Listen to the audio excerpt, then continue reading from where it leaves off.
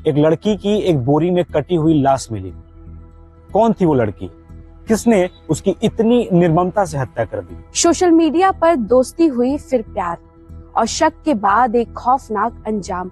ये रूह कपा देने वाली कहानी है गौरी और हिमांशु की। लखनऊ का अमीनाबाद, जहां शिशिर श्रीवास्तव का परिवार रहता था। बेटी गौरी लॉ कॉलेज की फर्स्ट ईयर स्टूडेंट थी। फेसबुक पर एक्टिव थी, जहां उसकी फ्रेंडशिप हुई हिमांशु से। हेलो हाय से शुरू हुई दोस्ती इश्क तक पहुंच गई।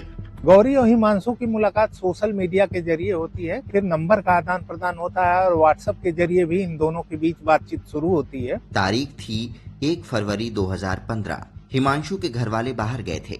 उसने गौरी को अपने घर बुलाया। तभी गौरी के मोबाइल पर कई बार कॉल और मैसेज आए। हिमांशु ने मोबाइल चेक किया कि कॉल मैसेज दूसरे लड़कों के थे। हिमांशु भड़क गया। ये सब क्या है गौरी? गौरी ने जवाब दिया, तुमसे मतलब? गौरी का मोबाइल मांगा उसने, हिमांशु ने। गौरी ने मोबाइल देने से मना किया। मोबाइल ओपन किया तो उसमें कुछ ऐसी तस्वीरें मिली जिससे हिमांशु का खून खौल गया। दोनों में बहस इतनी बढ़ गई कि हिमांशु ने गौरी का सिर दीवार पर दे मारा। गौरी बेहोश हो गई। उसके कुछ फोटो उसने किसी दूसरे पुरुष मित्र को फॉरवर्ड किए थे। उस पर उन दोनों के बीच में गहमागहमी हुई। वो लड़का उत्तेजित हुआ, गुस्सा हुआ और उसके बाद उसने उसका गला दबा दिया। और इस बात के भी संकेत मिले थे कि उस वक्त तक वो उसकी मौत नहीं हुई थी। हिमांशु को लगा गौरी मर चुकी है। अब बारी लाश को ठिकाने लगाने की थी। इसके लिए उसने कई क्राइम शो देखे और मार्केट गया। हिमांशु आरी, बोरी, पॉलीथीन और शराब लेकर आया। फिर बाथरूम में लाश को बेरहमी से काटा। हाथ, पैर, सिर अलग अलग बोरियों में पैक किए और रात में शहीद पथ के किनारे फेंक दी।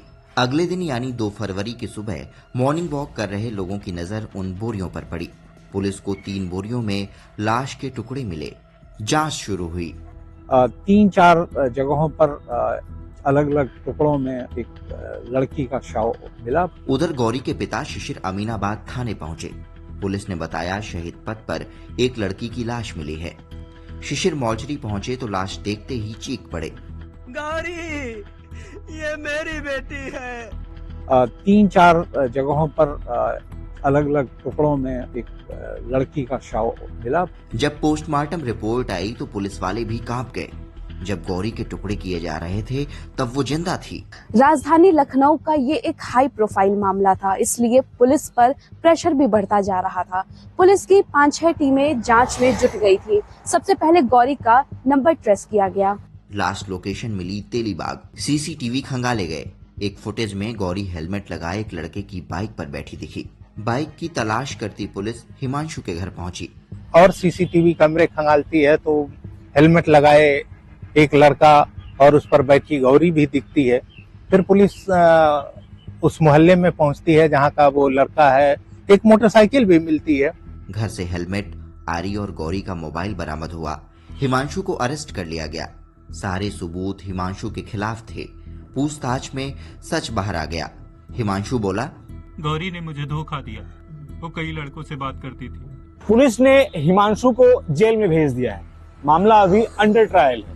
ऑनलाइन शुरू हुआ ये इश्क जेल में खत्म हो चुका है। इश्क में जब किसी दूसरे पार्टनर के लिए शक बढ़ जाए तो कातिले इश्क होने में देर नहीं लगती।